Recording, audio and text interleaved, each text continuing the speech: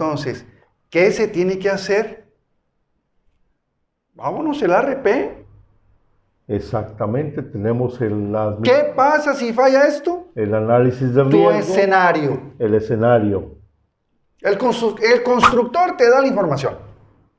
Y ya si le quieres agregar tú un poquito más, yo voy a agregar uno, ¿sí? Porque está ahorita de moda, no de moda, está de actualidad, la guerra de Ucrania con Rusia, ¿sí? Hay muchas batallas y una de ellas es las comunicaciones, Pedro. Hay una guerra en el espacio que nadie dice nada y nadie se imagina.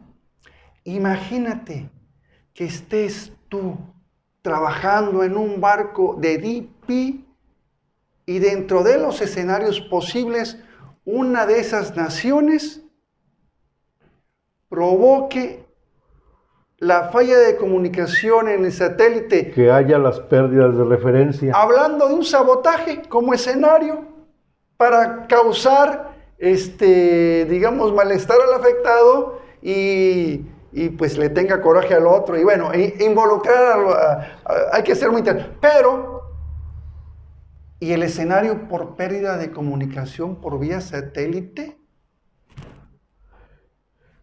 O sea, hay que contemplarlo y hacer su plan de respuesta de emergencia y practicarlo. Aunque también, Aníbal, ya dentro del DP2, DP3, esos puntos de referencia satelitales también tienen redundancia. No solamente están,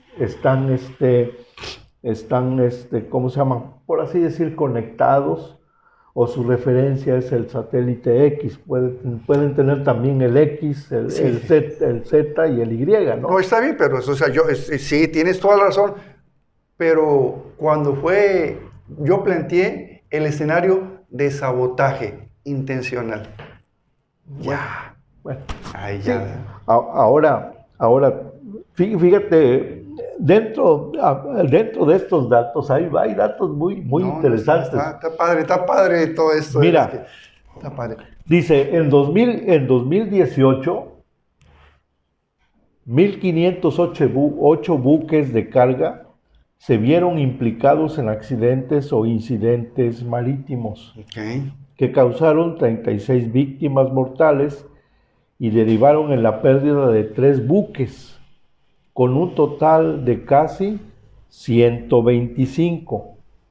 Los buques pesqueros siguen siendo la categoría de buques con el mayor número de pérdidas en el periodo del 11 al 18. El número de incidencias relacionadas con los buques pesqueros aumentó un 40%. Sin embargo, esto no corresponde a un aumento en la pérdida de vidas humanas ni en la pérdida de las instalaciones. Oye, Pedro, ¿y no viene el dato de qué años son las embarcaciones? ¿De qué? ¿De qué años son las embarcaciones? Porque a veces cobran el seguro, ¿eh? Sí, o sea, también es de piratas esto, es de piratas. También tenemos que reconocer que pues hay ese tipo de cosas.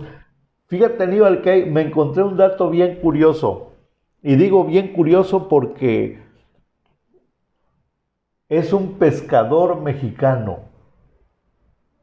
Se trata de José Salvador Alvarenga. Dice, ostenta el récord de mayor supervivencia en solitario en el mar. Estuvo 438 días a la deriva. Está el dato. Poco creíble, pero está el dato. 438 días a la deriva y recorrió más de 10.780 kilómetros. Alvarenga es pescador y el 17 de noviembre del 2012, es cercano el dato, zarpó del pueblo pesquero de Costa Azul, en México. Fuerte el hombre.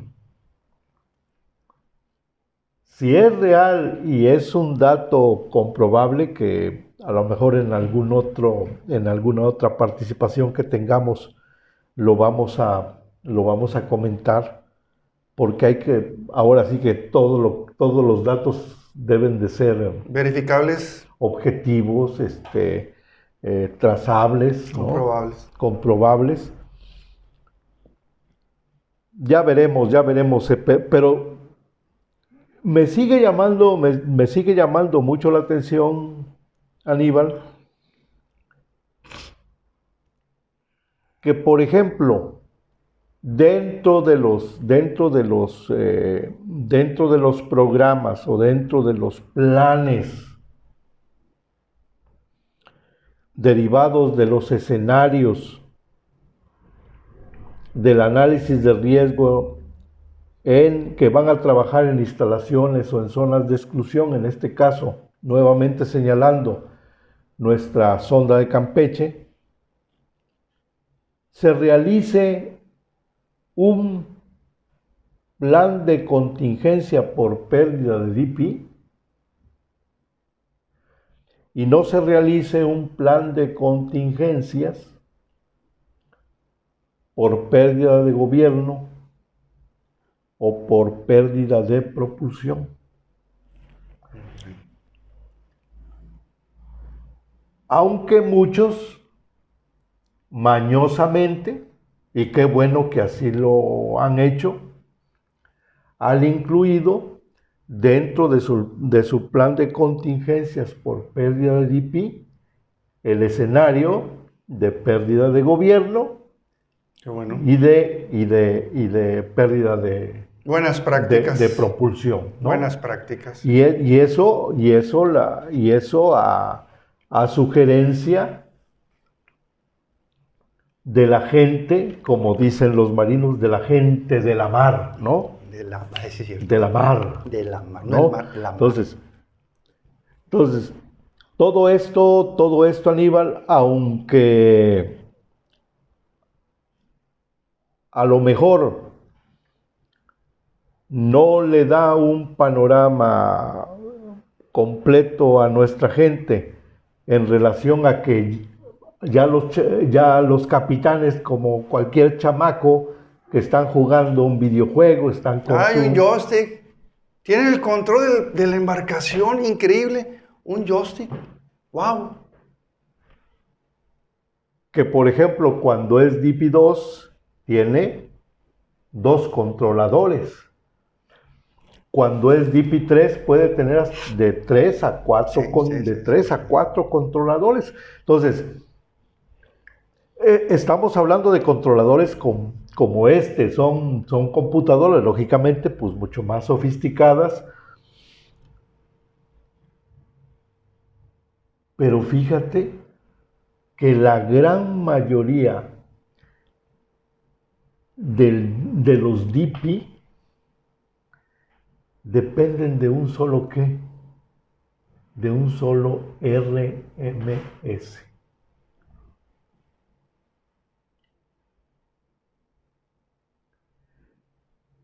Y ese es un escenario fundamental a considerar. Hay que reforzarlo. Habrá que reforzarlo. Hacerlo redundante. Sí. Sí. Aníbal, comentarios acerca del DP que nos puedas hacer para que nuestra gente ya de alguna manera vaya aterrizando este asunto. El DP, posicionamiento bidinámico, pues pura electrónica, puro software, muy confiables y en donde pues mentes muy inteligentes y muy estudiados y preparados, pues diseñan el sistema para tener control de la embarcación y que no haya pérdida. Entonces, la función del posicionamiento dinámico, a final de cuentas, o la gente encargada de mantener los sistemas, ¿sí? Su entregable es la confiabilidad. Que no pase. Que esté siempre trabajando para que no suceda eso. No esperar a que suceda, sino que siempre estar buscando que no suceda. ¿Cómo logra eso? Mantenimientos predictivos, mantenimientos preventivos y estar preparados para los correctivos. Te lo comento, Pedro, porque los sistemas son muy confiables en el software. En el software, pues modificas, haces tus... Los cerebros, los que cerebros, gobiernan. ¿sí? Pero el hardware, lo duro es donde yo siempre he dicho que son las situaciones micro, en donde suceden y se le pone menos atención. Por ejemplo, pues obviamente todos los sistemas hardware están diseñados para que se trabajen en ambientes húmedos, salinos, los materiales con los cuales están haciendo todo, pues la corrosión sea mínima. Humedad. Pero existe, aún así existe. El medio marino es altamente agresivo a la larga, a final de cuentas. ¿Sí? Y fíjate entonces, que... ¿qué es lo que se tiene que hacer? ¿Sí? Las uniones. Inspección. Las uniones. Inspección. Las junction box, los contactos, los cables, estar constantemente checando la humedad de las tuberías, también porque se condensan los cambios de temperatura. Sobre eso, fíjense, sobre eso hay que estar. Ese es el talón de Aquiles de cualquier sistema de control. Y queriendo ya también aterrizar esto, Aníbal, y es trabajo artesanal, ¿eh? Sí. Es trabajo artesanal. Ya, a eso iba. Yo puedo tener la mejor instalación, la mejor embarcación, la mejor plataforma semisumergible, autoelevable, con los mejores sistemas habidos y por haber, y menciono todos esos tipos de instalaciones porque todos son artefactos navales. Todo lo que flote es artefacto naval. Y hablaba, puedo tener lo mejor en el aspecto de sistema de integridad estructural, sistema de paro por emergencia, sistema de protección del proceso, sistemas de telecomunicaciones, ayuda a la navegación y otros más, sistema de posicionamiento dinámico, gobierno, propulsión, etc. Pero el ser humano también tiene un hardware. Y el ser humano también tiene un software. ¿Qué se deben de atender? Que debe ser íntegro. El ser humano que va a estar arriba de esa instalación debe comprobar también su integridad. Contar con su cha. Voy al otro elemento o factor más bien. Ya vimos factor instalaciones, equipos y herramientas. Estamos viendo factor humano. Y ahora vamos a ver. Ninguna instalación llega sin su acta de nacimiento. Claro. Llega con toda la descripción. La integridad mecánica. con toda, es el acta de nacimiento, con toda su descripción habidas y por haber. Y dice, el diseño cumple con todas las normas habidas y por haber para el sistema y para el tipo de embarcación, el tipo de artefacto naval de que se trata. Todos los equipos han sido inspeccionados, probados y mantenidos hasta llevarlos, como decías tú, hasta llevarlos a su destrucción, para que a mí me llegue la información en bandeja de plata de qué cosa es lo que no debo rebasar. Y me ponen, todos los fabricantes me ponen los límites permisibles. Me entregan los manuales, me entregan los procedimientos, me entregan los instructivos, me entregan las guías. Factor, métodos. Y deben de comprobar su integridad. ¿Cómo van a comprobar su integridad?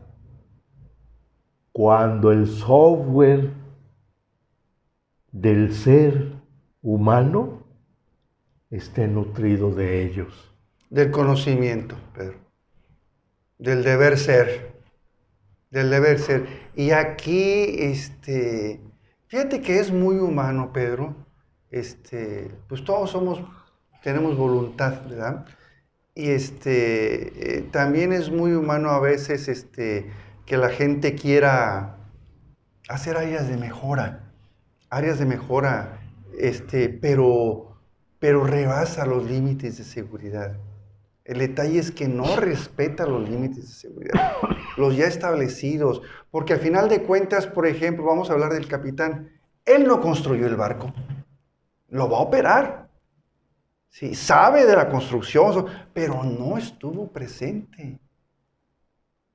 O sea, él no lo construyó, el que lo maneja. El que lo construye sigue construyendo. Sí, Aníbal, pero no debemos de justificar el no conocimiento del diseño, construcción. Pero ¿qué es lo que quiero? A donde quiero darte a entender, Pedro, es de que tomas tus propias decisiones. Lo que tú crees que es conveniente. Una cosa es lo deseable y otra cosa es lo posible de acuerdo a reglamentos, normas y procedimientos. No muy conforme con ese axioma, Aníbal. ¿Viene? ¿Por qué? Al final, yo fui a una escuela oficial que me formó, claro, como oficial de barco. Y también como oficial de máquinas. Y también como jefe de máquinas. En las especialidades ahí ¿No? están. Ok.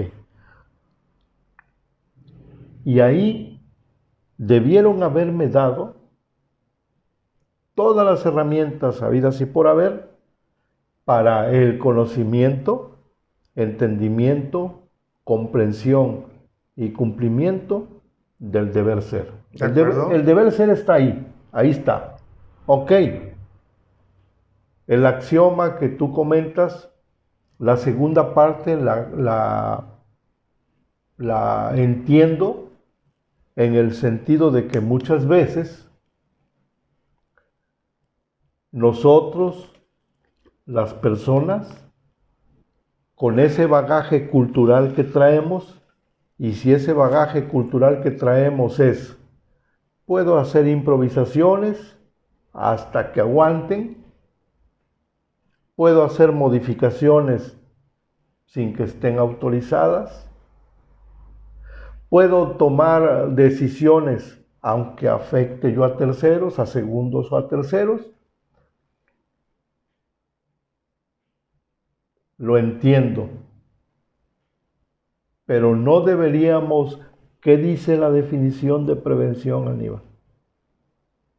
Prevención significa trabajar seriamente a fin de evitar Que la posibilidad de que las cosas de sucedan. errores, defectos o problemas. Creo que el enfoque de las universidades está equivocado. El enfoque de las universidades es formar para puestos, no es formar para ser formadores y prevenir. Falta incluir esa parte, fíjate, ayudaría mucho. Pedro, sí entiendo lo que dijiste. Mira, en mi vida profesional y sobre todo aquí en los cursos, ya fuera de cursos y escenarios, me tocó la conversación, sin mencionar, ¿verdad? De un marinero que atracó la embarcación en puerto. Se desentendió el capitán. A eso me refiero, Pedro. O sea, tienen los conocimientos, ¿sí? Y eso que tú dices debe estar incluido para que no se hagan eso. ¿Sí? Ahora, porque ya los sistemas hacen muy sencilla la operación, ¿sí? Sí. Pero la responsabilidad, la experiencia. Me decía una persona ayer, Aníbal, de que, hablando de una empresa muy prestigiada, mexicana, me decía que los nuevos muchachos, los nuevos trabajadores, tanto manuales, técnicos como profesionistas, traían muy buenas herramientas. Están muy picudos, vienen muy picudos. Pero, me decía, Pedro, les hace falta la principal, el compromiso y la responsabilidad. Y creo que con esto pudiéramos cerrar, Aníbal, en este espacio que hemos tenido tratando de conversar y platicar y compartir experiencias que conlleven a crecimiento.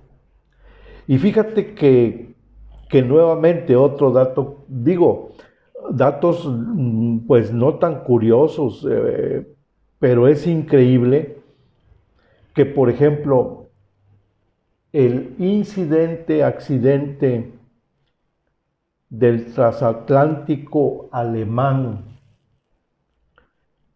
Wilhelm Gustloff en 1945, el 30 de enero, fue hundido por un submarino ruso en las costas del Atlántico Báltico, falleciendo más de 9,000 personas. Más personas. Sí, conocí ese dato.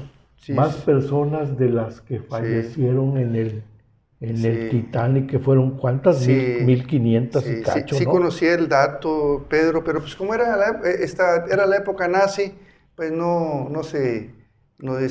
ya esos, ¿cómo se llama? No, procuran no exaltar esas cosas. Sí, o sea, sí es importante el que nos demos cuenta de que en todas las actividades